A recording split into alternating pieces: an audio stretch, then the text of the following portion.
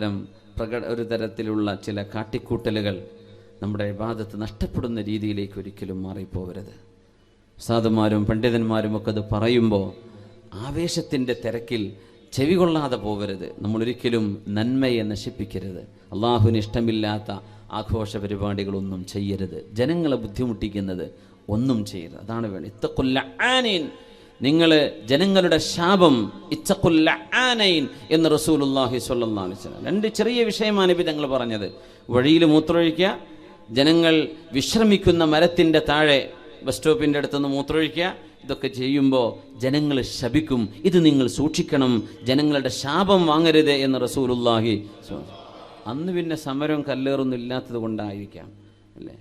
അതുകൊണ്ടൊക്കെ ഉണ്ടാകുന്ന ശാപം എത്രയാണ്. വഴിമുടക്കുകയും റോഡ് തടസ്സപ്പെടുത്തുകയും ചെയ്ത് നമ്മൾ ചെയ്യുന്ന കാട്ടിക്കൂട്ടലുകളൊക്കെ നമ്മുടെ ഒരു ആവേശം മാത്രമേ അവിടെ നോക്കുള്ളൂ.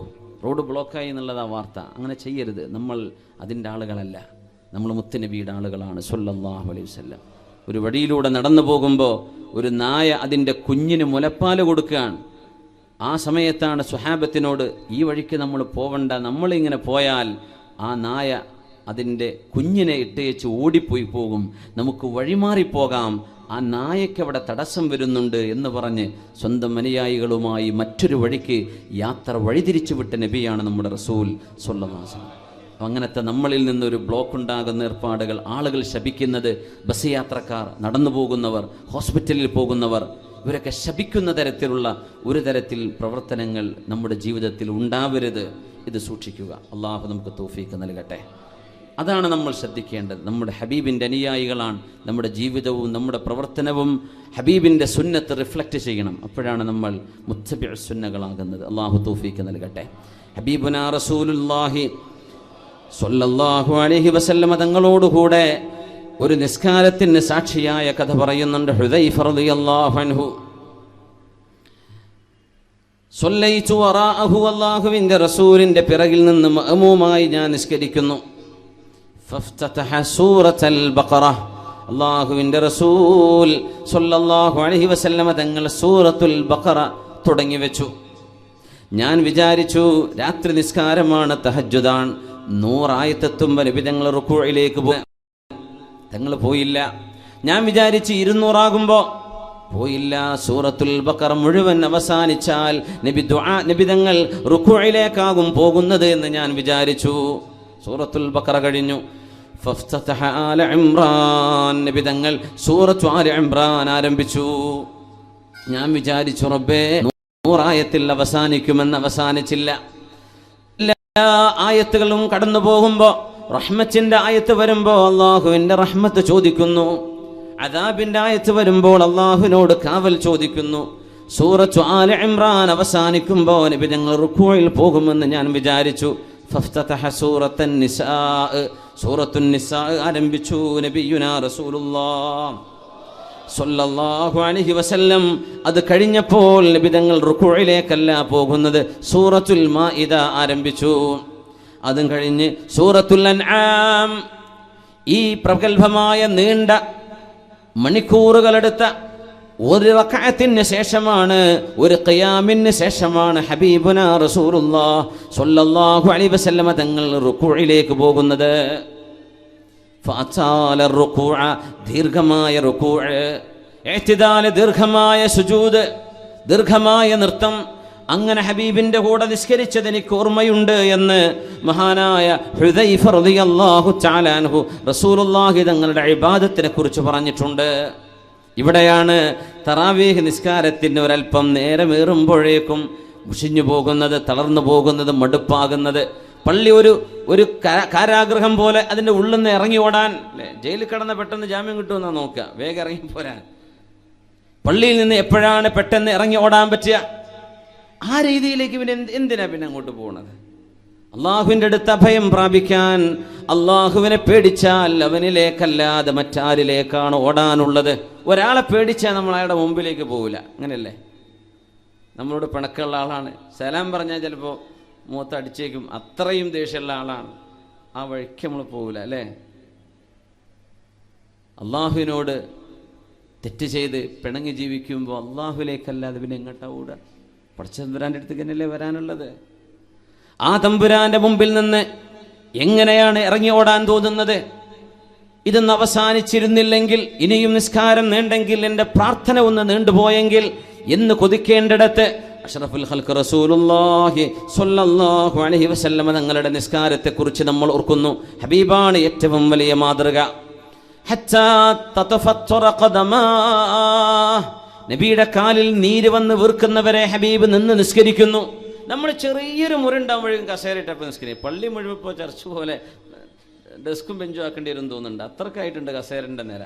ചെറിയൊരു മുറിയാകുമ്പോഴേക്ക് ഇരുന്നിട്ടിനെ കൊണ്ട് വയ്യാൻ. സുബ്ഹാനല്ലാഹ്.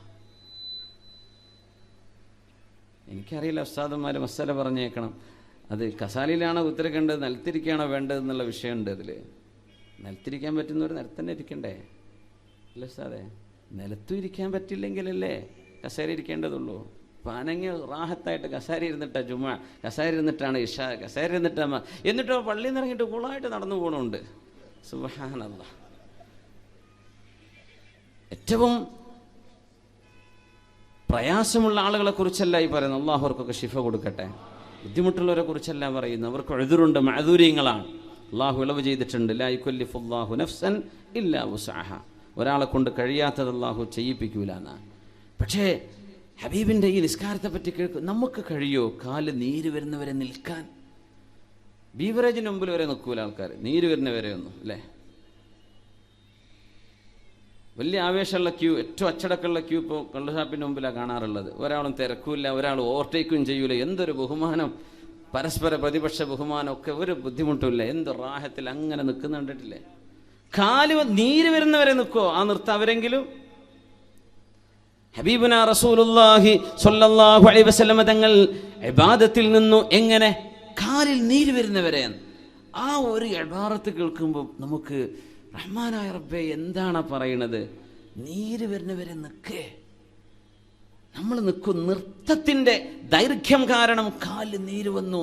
എന്നിട്ടും ഹബീബ് ഇരുന്നില്ല സ്വല്ലല്ലാഹു അലൈഹി വസല്ലം. കാല് നീര് വന്ന് തടിച്ചു വെച്ചിരിക്കുകയാണ്.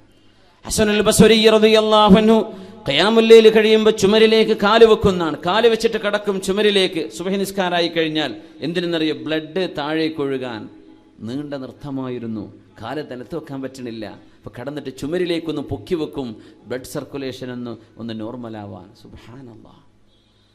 അഷ്റഫുൽ ഖൽഖ് റസൂലുള്ളാഹി സ്വല്ലല്ലാഹു അലൈഹി വസല്ലം തങ്ങളോട് ലിമ തഫഅലു ഹാകദാ, എന്തിനാണ് നബിയെ അങ്ങ് ഇത്രത്തോളം കഷ്ടപ്പെടുന്നത് എന്ന് ചോദിച്ചപ്പോഴാണ് അവലാ ഉഹിബ്ബു അൻ അകൂന അബ്ദൻ ശകൂറാ, അല്ലാഹുവിനോട് നന്ദി ചെയ്യുന്ന ഒരു അടിമയാവണ്ടയോ?